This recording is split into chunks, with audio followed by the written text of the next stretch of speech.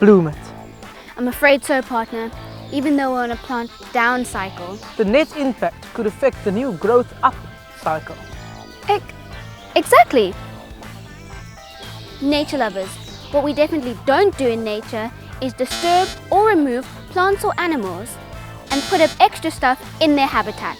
It's a nature reserve, not a rock concert. Instead, what we should do is respect nature and respect the historical sites we might find in nature.